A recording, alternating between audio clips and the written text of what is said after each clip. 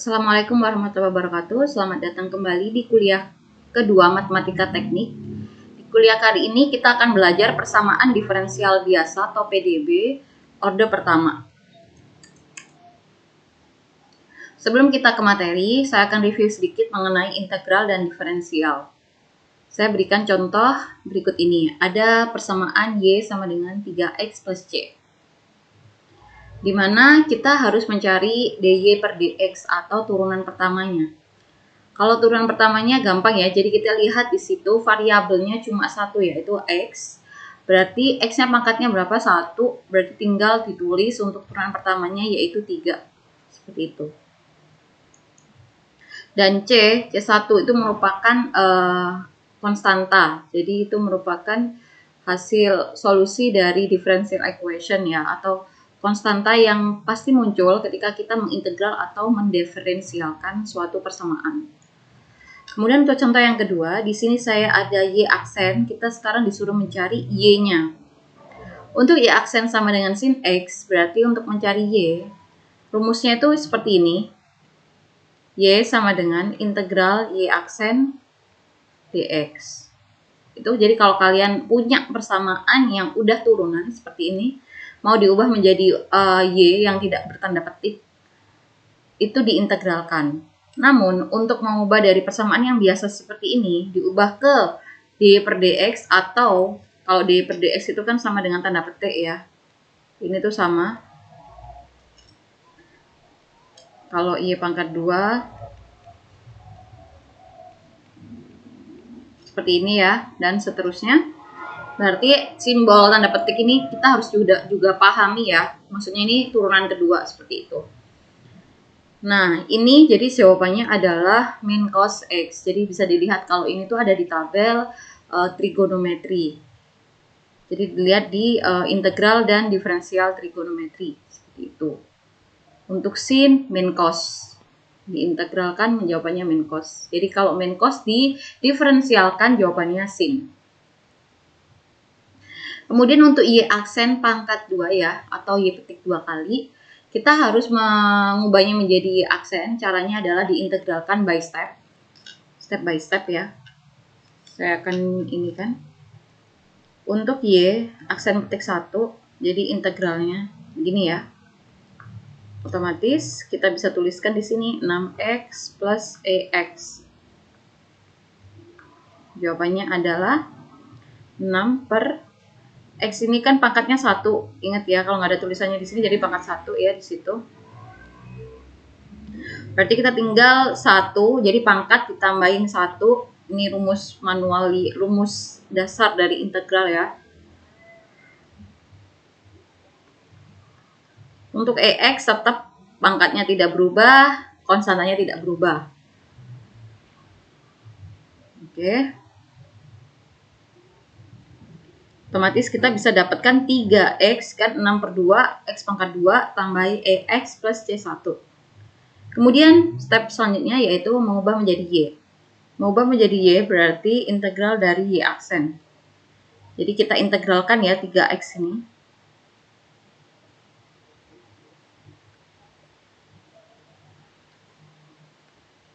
Otomatis kita akan peroleh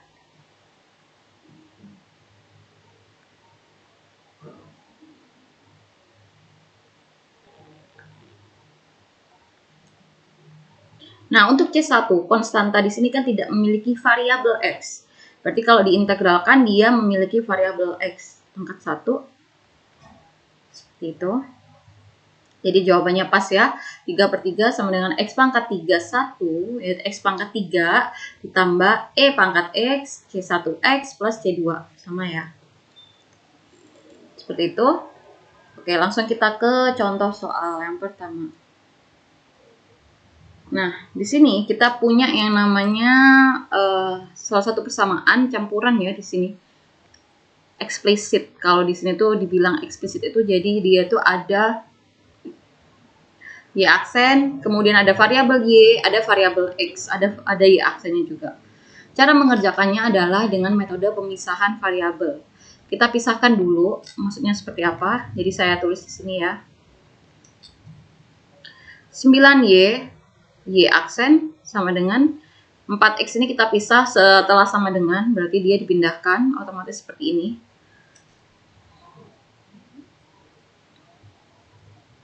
Sorry. Karena ini sudah punya DY ya, jadi ini turunannya terhadap DY. Kalau ini terhadap X, berarti ini gini, ya kan? Nah, barulah kita integralkan masing-masing.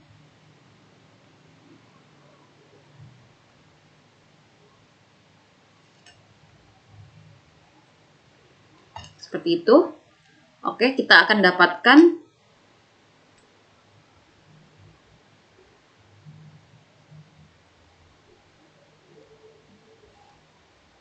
sorry, ini C plus C.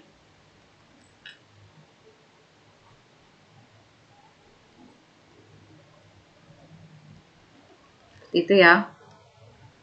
Nah, barulah kita pindah seperti ini. Jadi 9Y kuadrat per 2 ya, oke, sama ditambah ini karena apa? Karena dia udah dipindahkan lagi ke sebelum sama dengan, berarti nanti minus ini jadi plus, minus ini jadi plus ya kan. 2X kuadrat sama dengan C1. Kemudian saya pindah aja.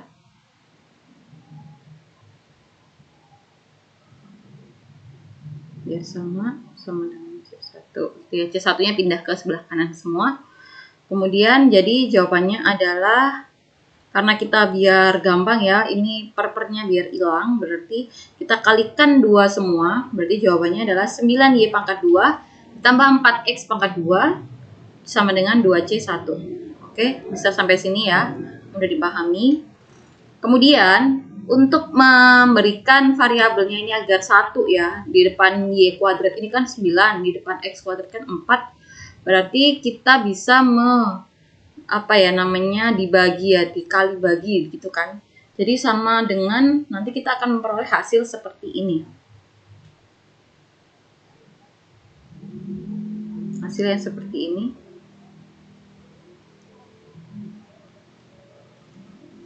Caranya itu 9 dibagi. Ini bisa kita pakaikan pembagian 9 dikali 4. Otomatis 9 dibagi 9 kali 4 kan 36 ya. Jadi jawabannya adalah Y pangkat 4. Kemudian sama 4 dibagi 36, jawabannya X pangkat 9 sama dengan C. Dimana C-nya juga dibagi. 2 dibagi 36 sama dengan 18. Sehingga kita peroleh hasil yang seperti ini. Nah, kalau kita plot di di software, kita bisa mendapatkan solusi dari persamaan tersebut itu seperti elips, seperti gambar ini. Kalau kita ngeplot misalnya untuk nilai X berapa, Y berapa, itu nanti akan hasilnya berapa, C-nya itu kita bisa plot satu-satu nilainya. Misal Y-nya diganti 0, X-nya diganti 0, misalnya nih, C-nya berapa, Y-nya diganti 1, X-nya diganti 1, berapa hasilnya, seperti itu. Sampai tak terhingga, barulah kita akan peroleh nilai yang bisa membentuk suatu gambar ya, atau suatu kurva seperti ini, elips ini bentuknya. Nah, sekarang kita berlanjut ke physical origin. Jadi di sini ada 2 tipe, tapi yang akan kita bahas, yang pertama kali kita bahas di sini adalah growth and decay. Yang ini ya, yang akan kita bahas di sini. Untuk yang Newton's Law of Cooling, mungkin di next chapter atau pertemuan selanjutnya.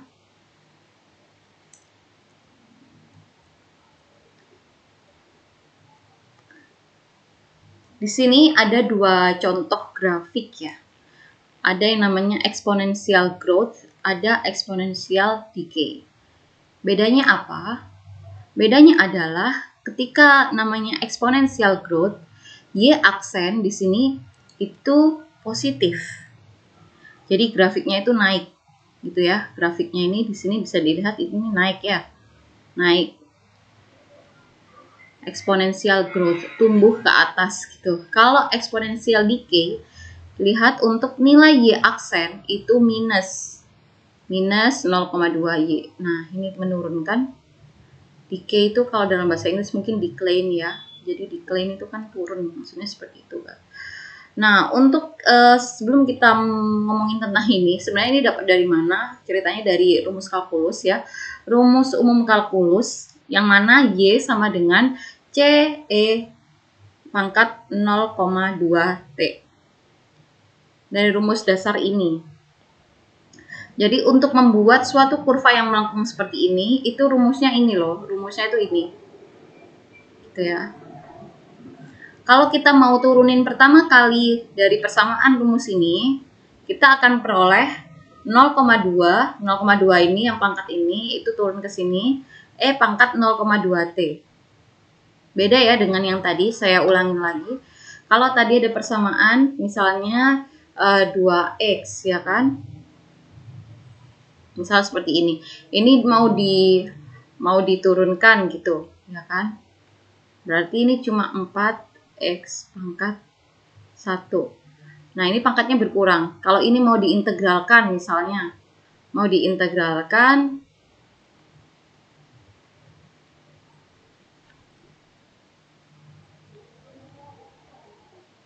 nah seperti itu ya. Jadi kalau X itu ada pengurangan ketika dia didiferensialkan. Tapi kalau untuk diintegralkan dia ada penambahan pangkat. Nah, untuk kasus yang E, eksponensial ini, pangkat tidak akan pernah bertambah atau berkurang. Namun koefisien di depan pangkat ini itu akan menjadi koefisien ini di bawah sini ya.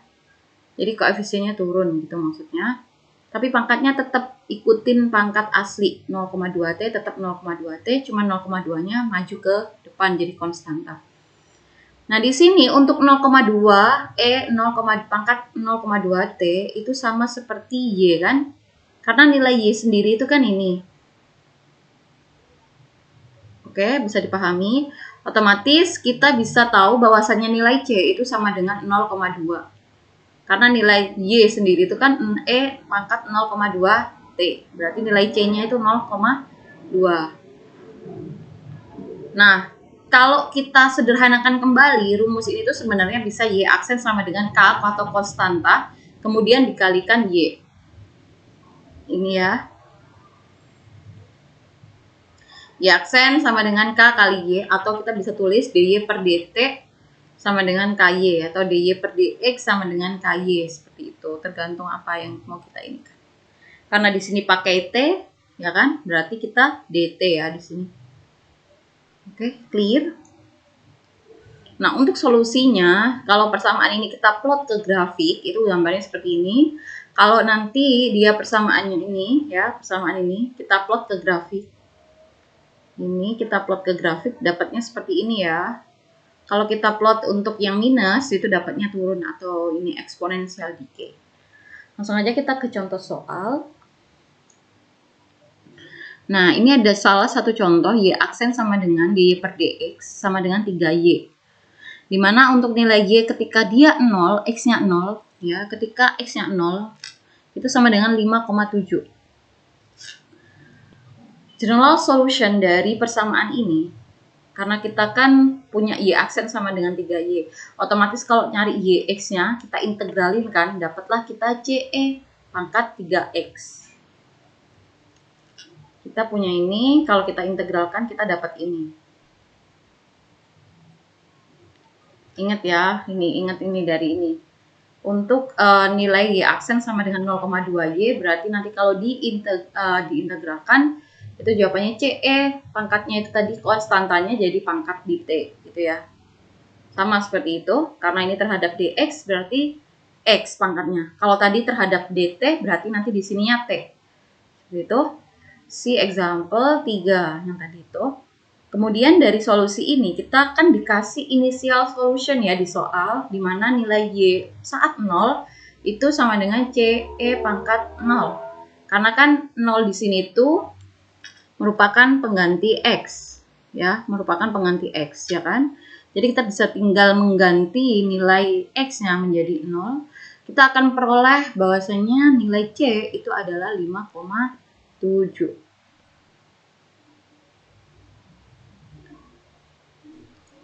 Bisa dipahami?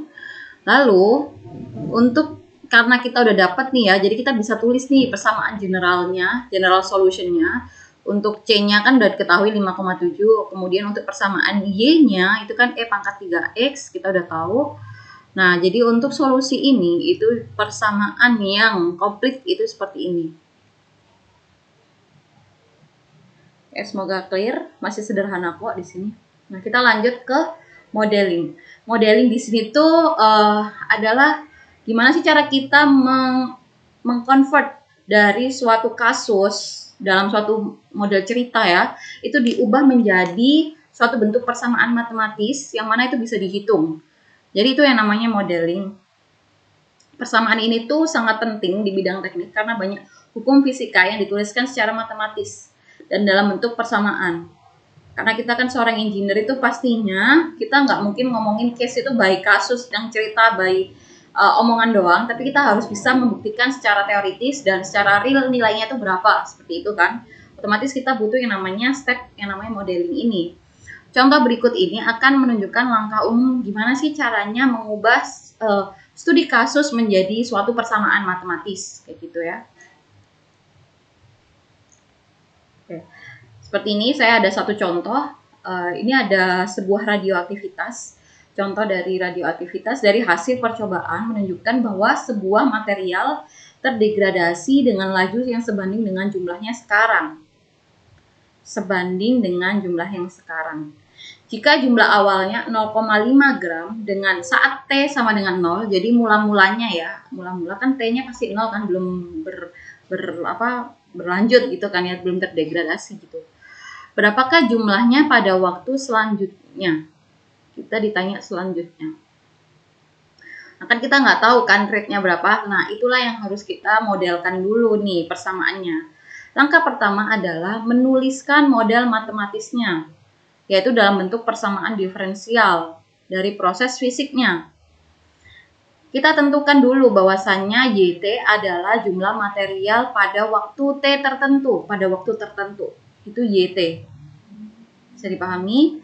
Kemudian kita buat persamaan laju perubahan dari terdegradasinya material tersebut dengan tulisan dy per dt. dy per dt. Oke. Sesuai dengan proses radiasinya adalah dy per dt sebanding dengan y.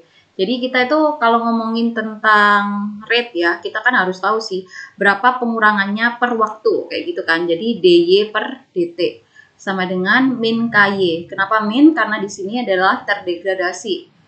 Terdegradasi berarti berkurang ya. Kemudian kita juga punya persamaan awal di mana Y0 jadi YT ketika 0 itu sama dengan 0,5 gram. Nah, kita harus bisa mengubah menjadi dua persamaan ini. Kata-kata ini, kata cerita ini kita bisa ubah jadi ini. Dengan cara menentukan konstanta ya, atau YT itu kalian sendiri yang tentukan, tapi kita pakai yang secara general aja. Jadi kita pakai seperti ini. Nah, untuk value dari K sendiri kan kita punya yang namanya konstanta ya di sini ya. Konstanta ini tuh tergantung dari material apa sih, radioaktivitas ini tuh pakai material apa. Nah, kita contohkan di sini pakai material radium misalnya, di mana nilai K-nya itu 1,4 kali 10 pangkat minus 11 per second. Jadi hasil K ini bisa menyesuaikan ya, diperoleh dari hasil percobaan, kayak gitu. Kemudian langkah kedua yaitu memecahkan persamaan diferensial tersebut. Karena kita udah punya dy per dt-nya, kita bisa mengubah menjadi persamaan YT. Nggak ada penurunannya, jadi ini tuh kan persamaan fungsi yang biasa. Kalau tadi ini fungsi turunan dy per dt sama dengan min KY, sekarang kita akan ubah menjadi persamaan biasa yaitu YT, dimana kita ubah seperti yang contoh kalkulus tadi ya kan, yang eksponensial decay, karena decay itu kan menurun kan ya, dia terdegradasi itu, jadi kita pakai eksponensial decay. YT sama dengan CE kali min KT. Kemudian langkah 3, kita menentukan solusi awalnya. Karena kita punya kondisi awal, kita tinggal ganti nilai T-nya. Jadi kita udah tahu nih fungsi Y-nya dalam bentuk T. Sekarang kita langsung masukkan nilai T-nya ketika 0. Jadi jawabannya adalah seperti ini kan. Ketika, nah ini Y-nya 0, K kali 0, pangkat 0 itu kan 1 ya. Berarti nilai C itu bisa kita ketahui, maksudnya 5 ya kan.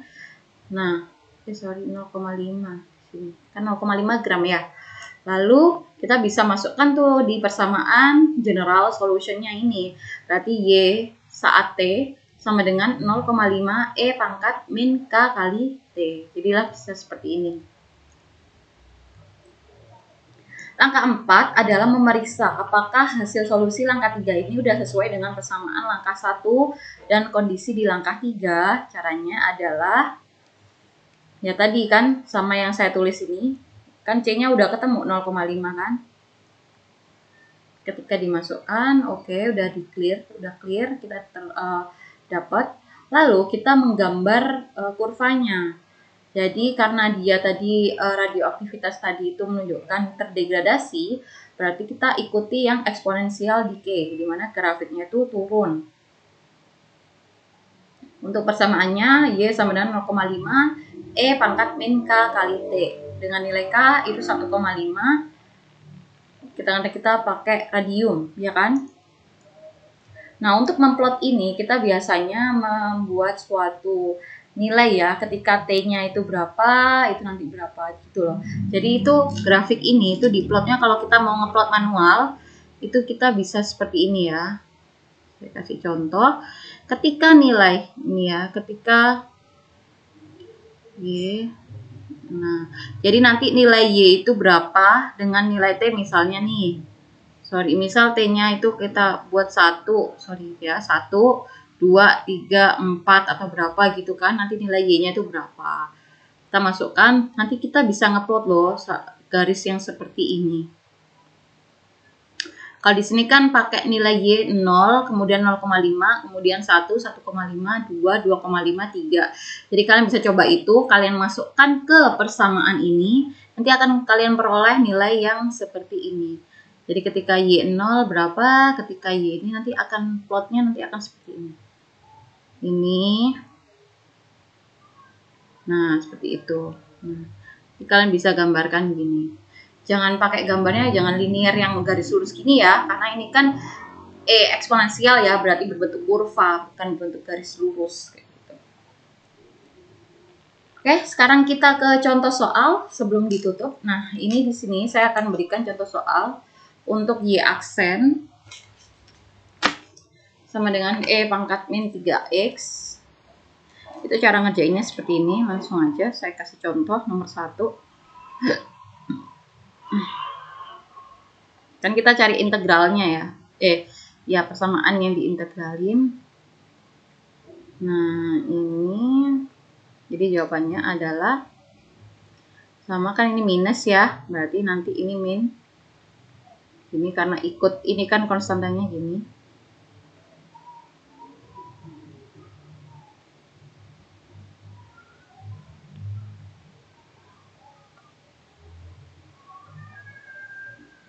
Seperti itu ya.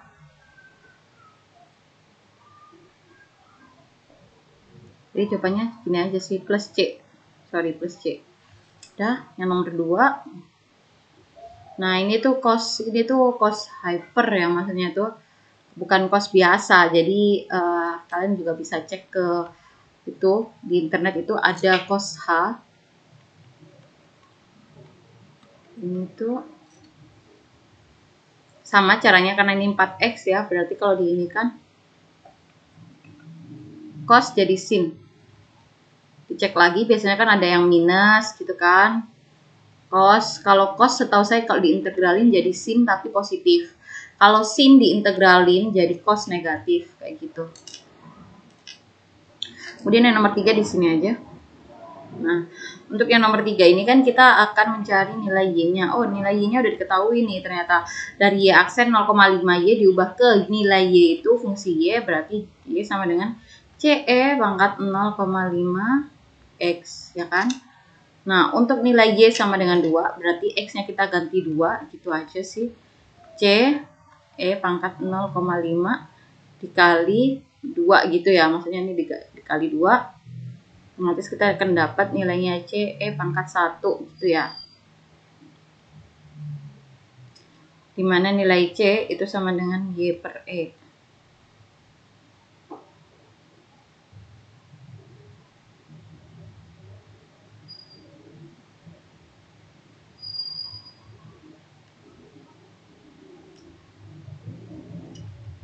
Sorry, ini tuh gini kan, ada nilai 2-nya kan ya. 2 Y sama dengan C pangkat E pangkat 1.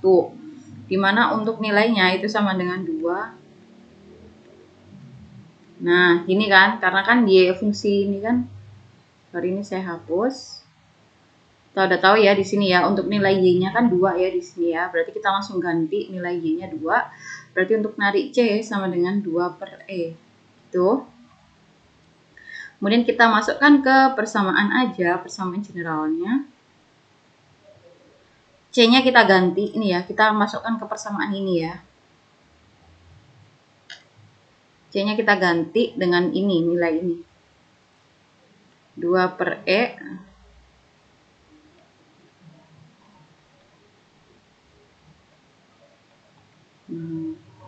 Dapat tuh persamaannya seperti ini aja. Oke. Mungkin bisa dicukupkan. Itu merupakan materi hari ini. Semoga dapat bermanfaat. Saya akhiri.